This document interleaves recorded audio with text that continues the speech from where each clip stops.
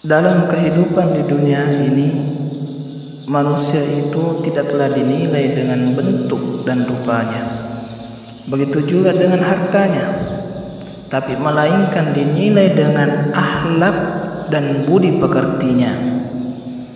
Rasulullah SAW diutus di dunia ini untuk menyempurnakan akhlak dan budi pekerti, serta menjadi suri teladan yang baik bagi umat manusia.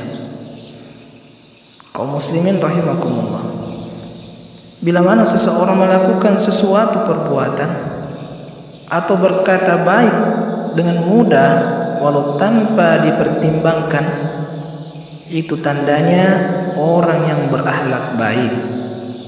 Tetapi sebaliknya, jika seseorang mudah berbuat atau berkata jelek, ini menandakan bahwa orang itu akhlaknya jelek. Sebagaimana sabda Rasulullah SAW yang artinya ada 3 sifat yang termasuk akhlakul karimah di sisi Allah, yaitu memaafkan orang yang berbuat zalim kepadamu, memberi kepada orang yang tidak mau memberi kepadamu, dan menyambung hubungan kepada orang yang sengaja memutuskan hubungan dengan kamu. Nah, dari hadis ini Rasulullah menyampaikan 3 sifat yang termasuk akhlakul karimah atau akhlak yang baik dan mulia. Yaitu yang pertama, memaafkan orang yang berbuat zalim kepada kita. Sebagai makhluk manusia ingin selalu bergaul dengan sesama manusia. Namun sudah merupakan pembawaan atau ciri khas manusia ialah tidak dapat terhindar dari salah dan lupa atau kesalahpahaman. Olehnya itu memberi maaf kepada mereka yang salah atau lupa adalah merupakan hal yang sangat mulia dan terpuji di sisi Allah Subhanahu wa taala. Dan orang yang senang memberikan maaf termasuklah golongan orang-orang yang bertakwa.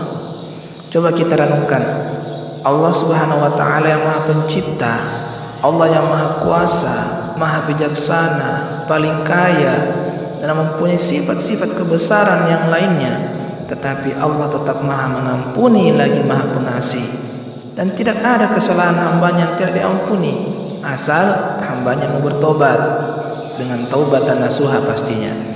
Nah, apalagi kita sebagai hamba Allah yang tak punya apa-apa, jika seorang hamba telah memiliki sifat pemaaf, berarti telah termasuk hamba Allah yang paling mulia, seperti yang dinyatakan dalam hadis Nabi, hadis qudsi, ketika Nabi Musa bertanya kepada Allah, "Ya Allah, siapakah hambamu yang paling mulia di sisimu?" Kata Nabi Musa. Allah menjawab, orang yang mampu membalas tetapi ia maafkan. Nomor 2, memberi kepada orang yang kikir. Orang yang tidak mau memberikan sesuatu kepada orang lain kadang disebabkan karena beberapa faktor.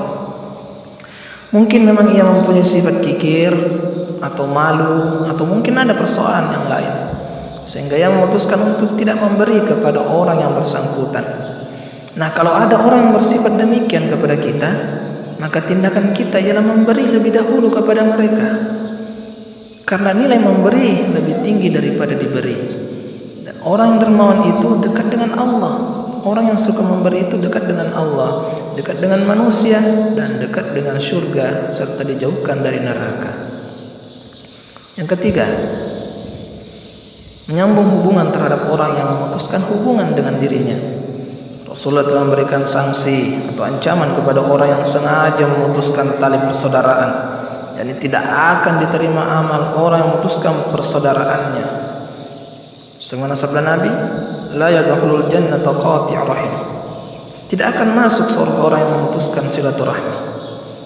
Sebaliknya, orang yang menjaga hubungan silaturahminya atau menyambung kembali hubungannya yang telah terputus, maka Nabi menjelaskan faedahnya, yaitu hartanya akan melimpah dan dapat umur yang panjang. Hadirin yang dirahmati Allah, itulah beberapa akhlak yang diturunkan oleh Rasulullah. Namun tidak berarti bahwa akhlak mulia itu hanya 3 saja. Jadi sebagai kesimpulannya bahwa ada 3 akhlak yang paling mulia di sisi Allah, yaitu memaafkan orang lain, mendahulukan memberi maaf kepada orang lain, menghubungi keluarga yang sengaja memutuskan tali silaturahmi. Semoga Allah SWT melimpahkan taufik dan hidayahnya kepada kita, sehingga kita mampu mempertinggi budi pekerti yang luhur dan berakhlakul karimah. Amin. Billahi taufiq was sa'adah. Assalamualaikum warahmatullahi wabarakatuh.